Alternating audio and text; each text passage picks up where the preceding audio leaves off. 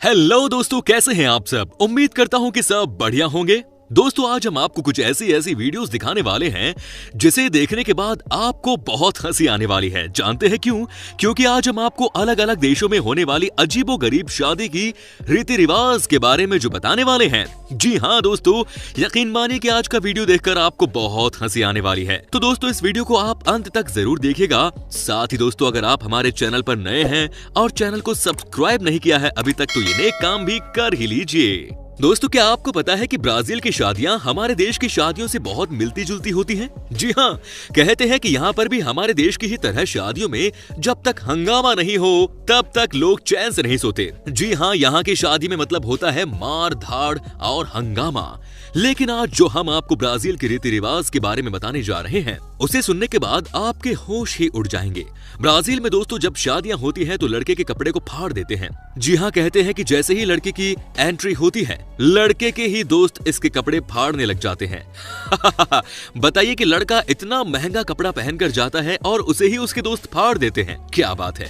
लेकिन आपको लगेगा कि ये फालतू क्यों है, तो आपको जानकर हैरानी होगी कि इसके पीछे की वजह ये है कि जब लड़के के कपड़ों को फाड़ा जाता है, उसके बाद उन्हीं कपड़ों को शादी में बेचा जाता है और जो भी पैसे इकट्ठे होते हैं, इनसे लड़के को उसकी नई दुल्हन के साथ हनीमून पर भेज दिया जाता है। क्या बात है। वैसे समझना मुश्किल है कि ये फटे हुए कपड़े खरीदता कौन है भाई।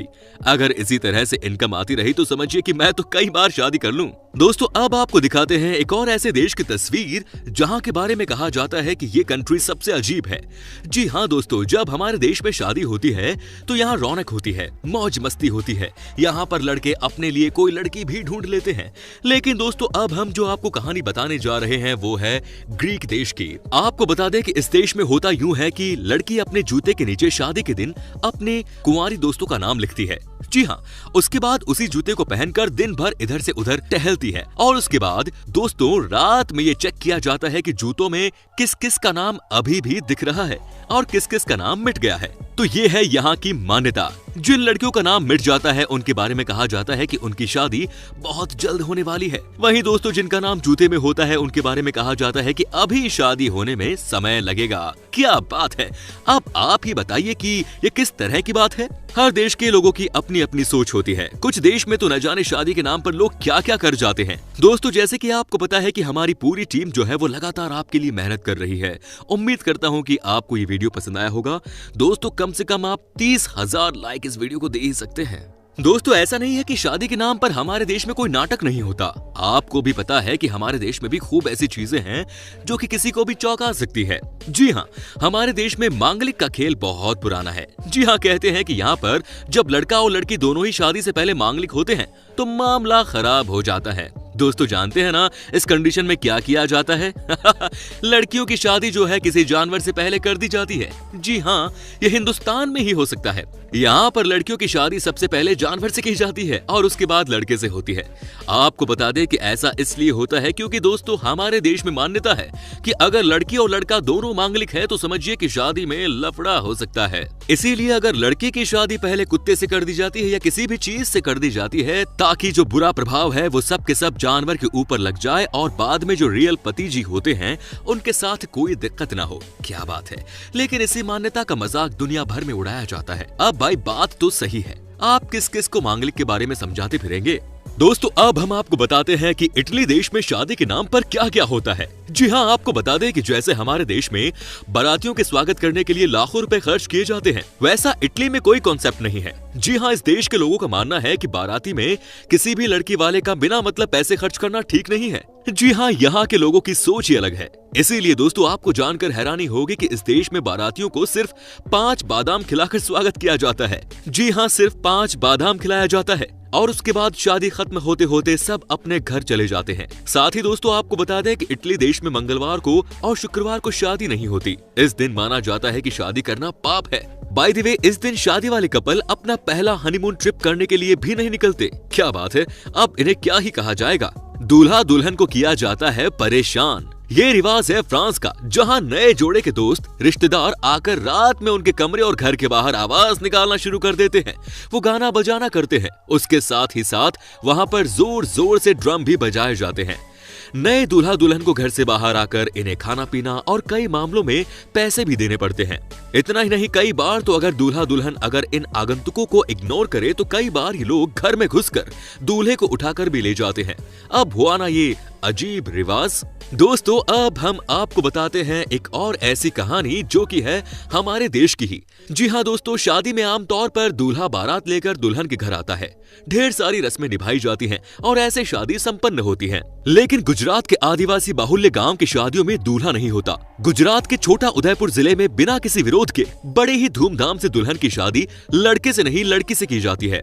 जी हाँ दोस्तों, यहाँ दुल्हन को लाने के लिए दूल्हा नहीं जाता, वो तो बस अपने घर में रहकर दुल्हन का इंतजार करता है। अगर लड़का घोड़ी चढ़कर मंडप में जाता है तो अशुभ माना जाता है, दाम्पत्य जीवन असफल रहता है और वंश भी नहीं बढ़ता, ऐसी मान्यता है।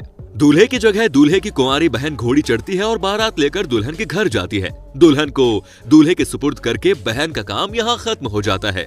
ससुराल आने के बाद दुल्हन को दूल्हे के साथ वरमाला से लेकर फेरे तक सारी रस्में दोबारा करनी होती है। कहते हैं कि शादी के लिए दूल्हे की बहन का कंवारा होना जरूरी है। अगर दूल्हे की कोई बहन नहीं है तो चचेरी ममेरी बहन ये रस्में निभाती हैं। इंटरेस्टिंग है दोस्तों, है कि नहीं? एक बार तो यहाँ जाकर शादी देखना बनता है। दोस्तों, अब हम आपको बताते हैं कि चाइना में शादी के नाम पर क्या क्या होता है। जी हाँ, आपको यकीन नहीं होगा, लेकिन ये बात 100% सच है कि यहाँ पर एक जगह है जहाँ जिस लड़के और लड़की की शादी होती है उनको शादी होने के 3 दिन बाद तक टॉयलेट का इस्तेमाल नहीं करने दिया जाता। जी हाँ, आप समझिए कि न तो लड़का और न ही लड़की, दोनों में से कोई भी शादी के बाद 3 दिनों तक फ्रेश नहीं हो सकते। सोचिए यहाँ के लोगों के ऊपर क्या बीतती होगी जब ये शादी के बाद 3 दिनों तक टॉयलेट का इस्तेमाल नहीं करते होंगे। किसी को भी सोचकर भी डर लग जाए। वैसे फ्रेंड्स, आपको भी ये बता दूं कि यहाँ पर कहा जाता है कि जो भी इस नियम को छुपा कर भी तोड़ता है तो इसका मतलब है कि आपकी शादी जल्द ही टूट जाएगी। ये है यहाँ के लोगों की मान्यता। दोस्तों, आपने यहाँ शादियों में देखा होगा कि नए जोड़े के ऊपर चावल फेंके जाते हैं और इसी तरह स्पेन में भी शादियों में नए जोड़े पर चावल फेंकने का रिवाज होता है। लेकिन आजकल वहाँ पर शादी में गुलाब की पंखुड़ियों का इस्तेमाल होने लगा है। उनके अनुसार गुलाब नए जोड़े के जीवन में खुशियाँ लाता है। वैसे ये हमारे देश में भी होता है। फूल तो भारत की शादियों में भी फेंके जाते हैं, है कि नहीं दोस्तों? अब है कि जितनी मोटी दुल्हन उतना अच्छा। मॉरिटानिया में ये रिवाज है कि जितनी मोटी लड़की है उतनी अच्छी है।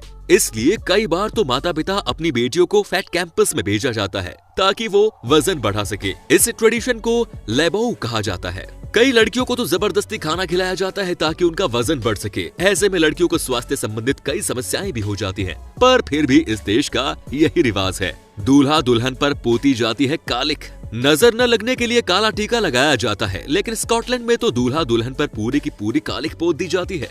ये शादी का रिवाज इसलिए किया जाता है ताकि दूल्हा दुल्हन को शादी की कठिनाइयों का सामना करने में दिक्कत न हो। उन्हें कई अजीबोगरीब चीजों से नहलाया जाता है।